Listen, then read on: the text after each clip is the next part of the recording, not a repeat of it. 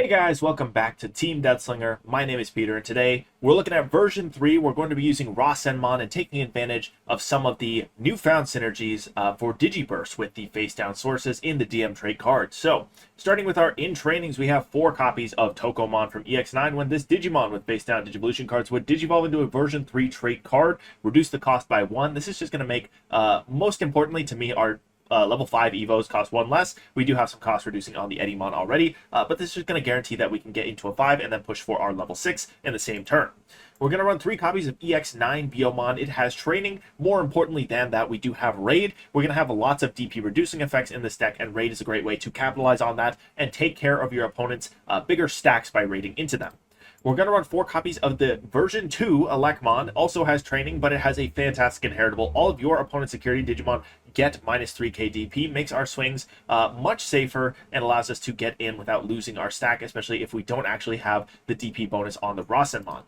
We're going to run 4 copies of the EX9 Patamon. On play, you reveal top 3. You add a card with DM trait to the hand and place a version 3 card face down as one of your Digimon's bottom sources. Then it gives us a barrier inheritable. We also care about that. We're hoping to get in for some checks with Etemon if the opportunity presents itself, and that barrier inheritable is going to keep it safe on the check and make sure that we can get our free damage with that sec plus 1. We've got 4 copies of the version 3 Sukamon. End of your turn by placing 3 Digimon cards with the version 3 trait from your trash face down as this Digimon's bottom Digivolution card. It may Digivolve into a Digimon card with the version 3 trait in hand or trash. Our primary target for this is going to be the Etemon, but we also have the Andromon that we can evo into this as well. It's got the blocker inherit, which is really great in this deck, especially because we're running plenty of DP reduction effects, and we do have the reboot from the Analog Youth, so we can actually have the reboot blocker on the Rasenmon, which is pretty fantastic.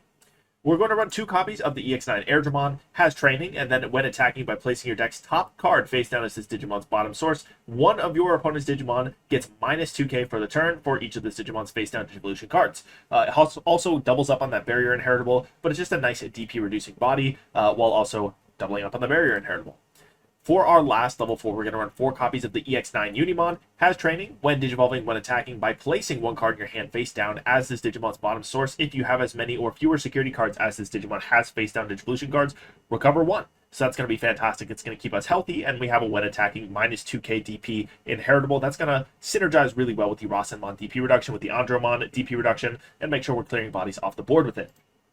Moving on to the level 5 suite, I'm on 3 copies of EX9 Digitamamon. Has the Scapegoat trait, and when Digivolving when attacking by trashing this Digimon's bottom face down source, you may play 1 play cost 4 or lower DM trait Digimon card from your trash without paying the cost. Has Alliance. This is a fantastic tool for Rasenmon because it has that unsuspended heritable when you Digiburst away the Rasenmon Fury mode underneath your stack. So Alliance is a good way for you to get that extra damage and then burst away for the unsuspend and get in for 3 checks.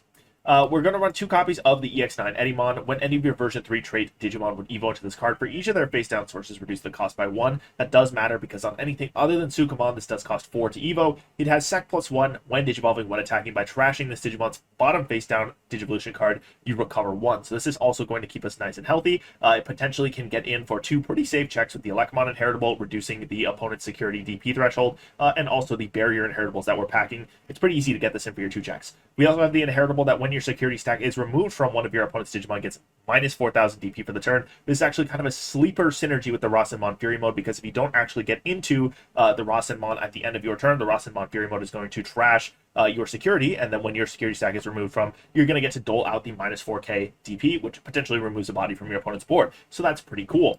We are also going to run 3 copies of the Andromon from EX9. When this card would be played by trashing 1 sideboard or version 3 trait card from your hand, reduce the play cost by 2, so we can just smack this down for 5. And then on play, when Digivolving by placing 1 Digimon card from your trash face down as this Digimon's bottom source, one of your opponent's Digimon gets minus 3k until their turn ends, and then it further gets minus 2k for each of this Digimon's face down Digivolution cards. Has the blocker inherit, so doubles up on that just like the Sukamon, but that DP reduction is going to feel really nice because the Rasenmon can already dole out minus 12k DP. Along with this and the Airdramon, it's really easy to hit close to 20k DP reduction, which means you can just basically blow up anything on the board, and you can actually keep your most important sources underneath your Rasenmon because you're not going to need to pitch away every single source in order to actually get the deletion threshold on a lot of targets. So this is kind of perfect as a level 5 for our stack.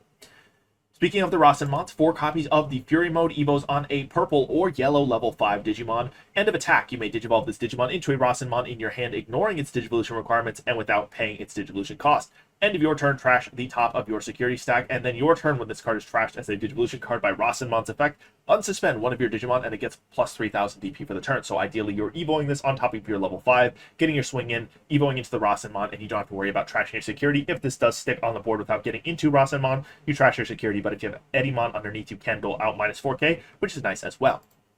Speaking of Rasenmon, here he has 4 copies of him as well. When you evo into this card from your hand, the memory cost of the Digivolution is equal to the number of cards in your security stack. If you have 0 security, the cost is 1. This is actually really nice in this deck because we have lots of recovery options, and with the DP reduction that we can dole out on the other sources in this stack, it's pretty easy to recover, build up the stack, dole out your minus DP effects, and then get into the Rasenmon, Digiburst away some things, and you're actually sitting pretty on 1 or 2 security while also having DP reduced to body, and then you can Digiburst away the Rasenmon and blow up whatever's on the board.